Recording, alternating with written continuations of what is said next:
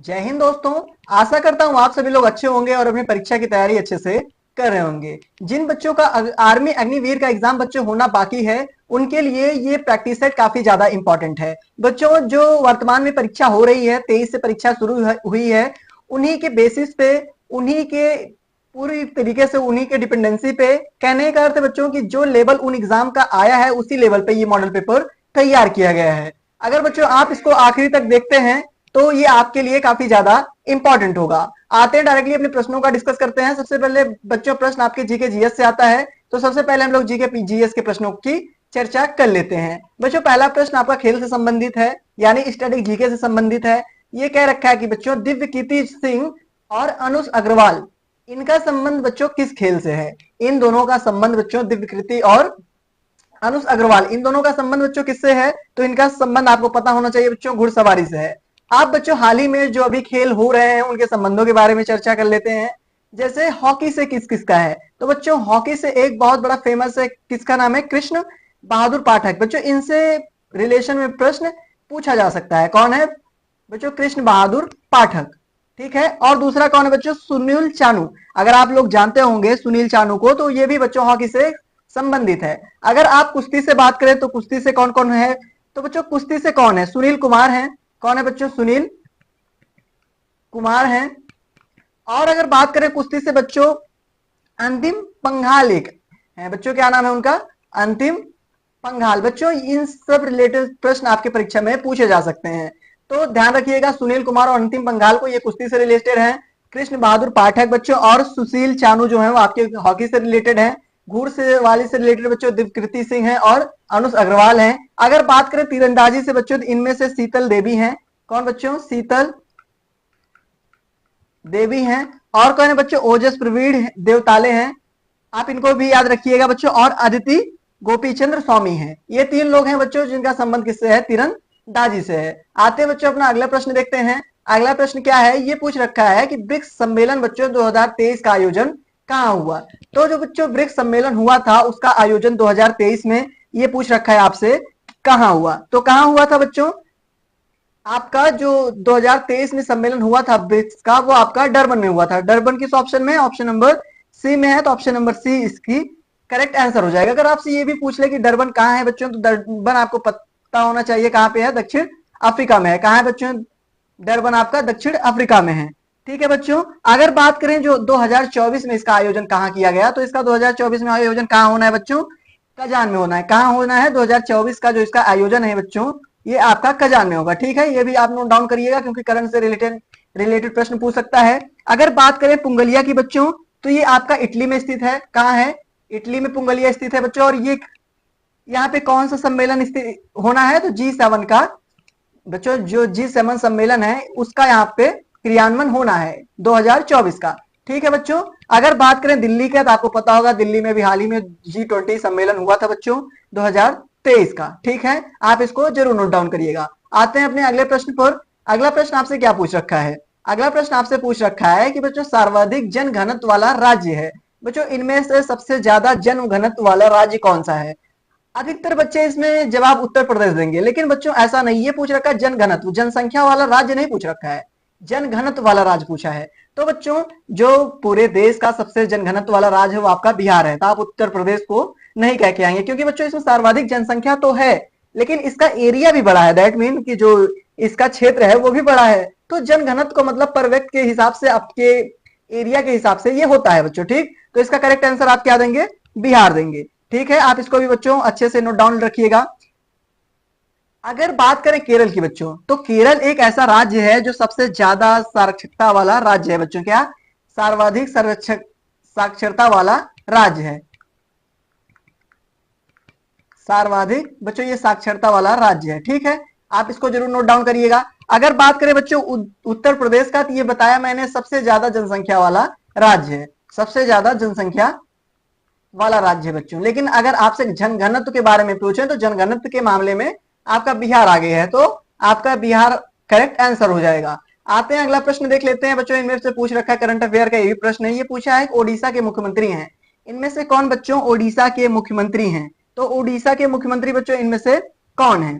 तो जो इसका करेक्ट आंसर हो जाएगा बच्चों वो नवीन पटनायक हो जाएगा। किस ऑप्शन में? ऑप्शन नंबर डी में है, तो ऑप्शन नंबर डी इसका करेक्ट आंसर हो जाएगा। क्योंकि जो बच्चों वर्तमान में मुख्यमंत्री हैं उड़ीसा के वो आपके नवीन पटनायक है। बच्चों हमने मुख्यमंत्री सीएम यानी सीएम से और राज्यपाल से ये दो जगह से प्रश्न आपके परीक्षा पत्र में जरूर एक प्रश्न आता है बच्चों, 2 नंबर जरूर आता है। इस पे हमने एक अलग से वीडियो बना रखी है, आप आर्मी प्लेलिस्ट सेक्शन में जाकर देख सकते हैं। ठीक है बच्चों, आते हैं अपने अगले प्रश्न में। उससे पहले देख लेते हैं बच्चों जो सुखविंदर सिंह सुक्खू हैं ये आपके कहाँ के सीएम है? बच्चों ये आपके हिमाचल के सीएम है। कहाँ के सीएम है बच्चों? आपके हिमाचल के सीएम है। अगर बात करें भजन लाल शर्मा की बच्चों, ये कहाँ के सीएम है? ये आपके राजस्थान के सीएम है। कहाँ के बच्चों? राजस्थान के आपके ये सीएम है। अगर बात करें रेवंत रेड्डी की बच्चों, ये कहाँ के सीएम है? ये आपके तेलंगाना के सीएम है। ठीक है बच्चों, इनका भी आप जरूर याद रखिए क्योंकि सीएम से और राज्यपाल से आपके प्रश्न पत्र में जरूर से जरूर बच्चों प्रश्न पूछा जाता है, यानी कि 2 नंबर कंफर्म पूछा जाता है। आते हैं अपने अगले प्रश्न पर। प्रश्न नंबर 5 क्या पूछ रखा है बच्चों? ये आपका दैट मीन पॉलिटी से है। ये पूछ रखा है आपसे कि मूल अधिकार संविधान के किस भाग में स्थित है? आई होप हर किसी को इसका आंसर पता होगा क्योंकि बच्चों संविधान के बारे में जनरली हर किसी को पता होता है। तो किस में है बच्चों? आपको पता होना चाहिए कि जो मूल अधिकार का वर्णन है वो आपके मतलब भाग 3 में दे रखा है। इसका विवरण बच्चों किस भाग में? 3 में। अगर बात करें बच्चों संविधान 1 में क्या मतलब भाग 1 में क्या दे रखा है तो बच्चों संघ राज्य क्षेत्र इसमें निर्धारित किया गया है। क्या? संघ राज्य क्षेत्र बच्चों भाग 1 में निर्धारित किया गया है। अगर बात करें भाग 2 में क्या दे रखा है तो इसमें बच्चों नागरिकता का प्रावधान है। क्या दे रखा है बच्चों? नागरिकता के बारे में इसका विवरण दे रखा है।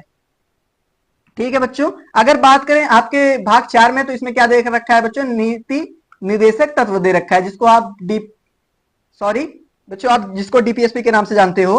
तो किसमें दे रखा है आपके बच्चों? भाग 4 में दे रखा है। नीति निर्देशक तत्व आपका जो है वो भाग आपके 4 में दे रखा है। तो आप जरूर याद रखिएगा भाग 1 में संघ और राज्य का क्षेत्र निर्धारित किया है, नागरिकता दे रखा है भाग 2 में बच्चों, 3 में आपके मूल अधिकारों का विवरण दे रखा है, तो नीति निर्देशक तत्व का भाग 4 में विवरण दे रखा है। तो आप बच्चों चारों को ध्यान से पढ़ेंगे क्योंकि आपके परीक्षा पत्र में कुछ भी पूछा जा सकता है। अब देखते हैं अगला प्रश्न क्या है बच्चों। ये पूछ रखा है छऊ जो नृत्य है, नृत्य के आधार पर बच्चों एक प्रश्न तो आपका पक्का है। तो छऊ नृत्य किस राज्य का प्रसिद्ध है? तो बच्चों जो छऊ नृत्य है किस राज्य का प्रसिद्ध नृत्य है? झारखंड का है या फिर केरला का है या फिर उड़ीसा का है या फिर राजस्थान का है? तो आप लोग इसका बताएं इसका करेक्ट आंसर क्या होगा बच्चों। तो आपको पता होना चाहिए जो ये छऊ नृत्य है बच्चों ये आपका उड़ीसा से दैट मीन संबंध रखता है, यानी कि उड़ीसा का बच्चों सबसे प्रसिद्ध लोक नृत्य है। तो किस में है? तो ऑप्शन नंबर सी में उड़ीसा, तो आप ऑप्शन नंबर सी को करेक्ट कर देंगे। अगर बात करें बच्चों झारखंड की तो झारखंड में आप लोगों ने सुना होगा प्रसिद्ध लोक नृत्य के बारे में जिसको पडवानी नृत्य के नाम से जाना जाता है। किसके नाम से बच्चों? पडवानी लोक नृत्य के नाम से जाना जाता है, सॉरी नृत्य के नाम से जाना जाता है। केरल का अगर बात करें बच्चों, केरल में एक बहुत फेमस है थुलाल। अगर आप जानते हो थुलाल बच्चों बहुत फेमस है। क्या? थुलाल। और एक है बच्चों उसका मोहिनी अट्टम। अगर आप जानते हो बच्चों क्या नाम है? मोहिनी अट्टम। ये भी बच्चों केरल का बहुत फेमस नृत्य है। ठीक, अगर एक और बात कर सकते हैं बच्चों कथकली, ये भी आपका केरल का बहुत प्रसिद्ध नृत्य है। कथकली और मोहिनी अट्टम और थुलाल ये बच्चों जो तीनों हैं आपके केरल के बहुत हैं। और झारखंड का क्या है बच्चों? पडवानी लोक नृत्य बहुत फेमस है। आपने उड़ीसा का देखा बच्चों छऊ नृत्य बहुत फेमस है। अब बात राजस्थान की अगर करो तो यहाँ पे बच्चों घूमर बहुत फेमस है और अधिकतर परीक्षाओं में पूछा भी जाता है, चाहे वो अग्निवीर का हो, कांस्टेबल का हो या बच्चों इन जैसी परीक्षाओं में ये नृत्य भी बहुत ज्यादा पूछा जाता है। आते हैं अपने अगले प्रश्न पर बच्चों। अगला प्रश्न आपका क्या पूछ रखा है? ये पूछा लोहड़ी पर्व जो है वो किस राज्य का प्रसिद्ध है? क्या बच्चों? लोहड़ी पर्व ये किस राज्य का प्रसिद्ध है? तो आपके ऑप्शंस में महाराष्ट्र दे रखा है, पंजाब दे रखा है बच्चों, और पश्चिम बंगाल दे रखा है, तमिलनाडु दे रखा है। तो इसका करेक्ट आंसर क्या होगा? आप सभी पहले बताने की कोशिश करें बच्चों, कुछ देर समय ले सकते हैं वीडियो को पॉज करके। तो बात करें बच्चों अगर लोहड़ी पर्व की, ये सबसे ज्यादा कहां के लिए फेमस है बच्चों? बच्चों ये पंजाब का काफी प्रसिद्ध आपका पर्व है। कहां का बच्चों? पंजाब का। अगर बात करें महाराष्ट्र की बच्चों तो महाराष्ट्र का आप याद रखिएगा एक गुड़ी पड़वा करके होता है बच्चों। क्या? गुड़ी पड़वा करके एक बहुत फेमस पर्व है, इसको बहुत ज्यादा सेलिब्रेट करते हैं बच्चों। गुड़ी पड़वा एक वहां का पर्व है जो बहुत ज्यादा सेलिब्रेट किया जाता है। अगर बात करें पंजाब की बच्चों, पंजाब में लोहड़ी के साथ बैसाखी भी आप जानते होंगे बहुत ज्यादा सेलिब्रेट किया जाता है। अगर बात करें पश्चिम बंगाल की बच्चों, यहाँ पे दुर्गा पूजन का बहुत ज्यादा प्रचलित है, मतलब दुर्गा पूजा बहुत ज्यादा सेलिब्रेट किया जाता है वेस्ट बंगाल में। अगर बात करें तमिलनाडु की बच्चों, यहाँ पे पोंगल बहुत ज्यादा फेमस है। पोंगल की बात करें बच्चों, ये केवल 4 दिन का पर्व होता है। आपके यहाँ जो होली दीपावली है, एक एक दिन या 2 2 दिन का पर्व होता है बच्चों, लेकिन तमिलनाडु का पोंगल पर्व जो होता है वो 4 दिन का होता है। महाराष्ट्र से गुड़ी पड़वा बच्चों बहुत ज्यादा इंपॉर्टेंट है। वैसाखी पंजाब से और लोहरी, इसको आप ध्यान रखिएगा। दुर्गा पूजा पश्चिम बंगाल से और तमिलनाडु से बच्चों क्या है, आपका पोंगल बहुत ज्यादा फेमस है। अगला जो प्रश्न है बच्चों, ये आपका बुक से है, दैट मीन की लेखक से। इसमें पूछ रखा है डिस्कवरी ऑफ इंडिया किसकी पुस्तक है।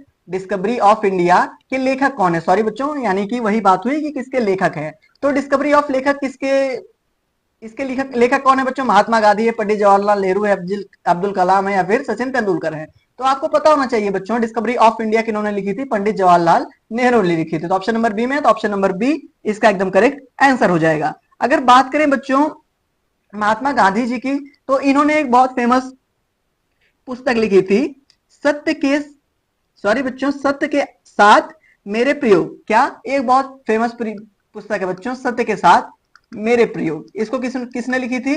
गांधी जी ने लिखी थी। ठीक बच्चों, ध्यान रखिएगा। एक और पुस्तक है बच्चों, हिंद स्वराज। ये भी आमतौर पर परीक्षा में पूछी जाती है।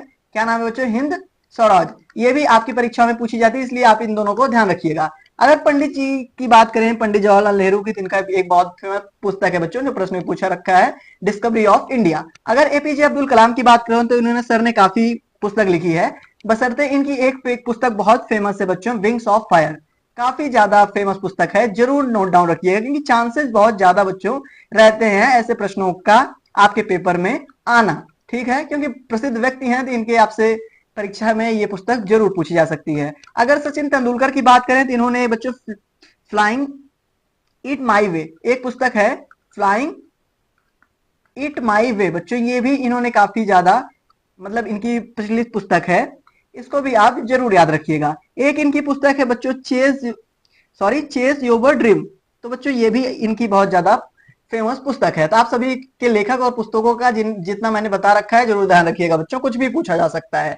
अगला प्रश्न है आपका जो बच्चों वो पूछ रखा है कि जो कूनो राष्ट्रीय उद्यान है, ये आपका कहाँ स्थित है। तो बच्चों कूनो राष्ट्रीय उद्यान कहाँ स्थित है? मध्य प्रदेश में स्थित है, उत्तर प्रदेश में है, कर्नाटक में, या फिर असम में है। तो कूनो जो राष्ट्रीय उद्यान है बच्चों आपका कहाँ पे है? मध्य प्रदेश में। तो ऑप्शन नंबर ए में है, तो ऑप्शन नंबर ए इसका करेक्ट आंसर हो जाएगा। यहीं पे बच्चों पन्ना राष्ट्रीय उद्यान है। क्या नाम है बच्चों? पन्ना। और एक यहाँ पे बच्चों है कान्हा किसली। आप इसको भी बच्चों याद रखिएगा, क्योंकि पूछा जाता है। जो कान्हा किसली है, ये भी बच्चों यहाँ का बहुत ज्यादा फेमस राष्ट्रीय उद्यान है। अगर बात करें उत्तर प्रदेश की बच्चों, तो आपको पता होना चाहिए कि यहाँ पे दुधवा है, जो राष्ट्रीय उद्यान है वो बहुत ज्यादा फेमस है। क्या है बच्चों? दुधवा है। ठीक है। अगर बात करें कर्नाटक की बच्चों, तो कर्नाटक का जो है वो बांदीपुर, नागरहोल, ये सब बहुत फेमस बच्चों राष्ट्रीय उद्यान है। अगर बात करें असम की, तो असम में आपको पता होगा मानस है, पटकोई है। तो ये सब बच्चों यहाँ के राष्ट्रीय बहुत फेमस राष्ट्रीय उद्यान है। ठीक है, इनका भी आप जिक्र जरूर अपने दिमाग में रखिएगा। अगला प्रश्न बच्चों हिस्ट्री से आपका ये पूछ रखा है कि पूना पैक्ट कब हुआ था। तो आप बच्चों जो हिस्ट्री पढ़े होंगे तो उनको पता होगा कि जो पूना पैक्ट है बच्चों आपका 24 दिसंबर 1932 में हुआ था। क्या हुआ था बच्चों? 24 सितंबर 1932 में पूना पैक्ट हुआ था। अगर बात करें बच्चों 13 अप्रैल 1919, ये भी बहुत फेमस डे है बच्चों। इस दिन क्या हुआ था? जलियांवाला बाग हत्याकांड हुआ था। क्या हुआ था बच्चों? जलियांवाला बाग हत्याकांड हुआ था बच्चों। इसको भी आप नोट रखिएगा। ठीक। अगर बात करें 5 मार्च 1931, तो बच्चों इसी दिन गांधी इरविन समझौता हुआ था। इसको भी याद रखिएगा। क्या हुआ था बच्चों? गांधी और इरविन समझौता इसी दिन हुआ था बच्चों। ठीक है, आप इसको भी नोट डाउन रखिएगा। और बात करें बच्चों अगर हम 8 अगस्त 1942 को क्या हुआ था बच्चों? इसी दिन भारत छोड़ो आंदोलन की शुरुआत हुई थी। क्या हुआ था? भारत छोड़ो आंदोलन की बच्चों इसी दिन शुरुआत हुई थी। इसको भी आप जानते रहिए कि बच्चों 24 सितंबर को क्या हुआ था? पूना पैक्ट हुआ था। 13 अप्रैल 1999 को जलियांवाला बाग हत्याकांड हुआ था। ये बच्चों काफी ज्यादा इंपॉर्टेंट है, जलियांवाला बाग हत्याकांड। और 5 मार्च 1931 को क्या हुआ था? गांधी इरविन समझौता हुआ था। 8 अगस्त 1942 को क्या हुआ था? भारत छोड़ो आंदोलन की शुरुआत हुई थी।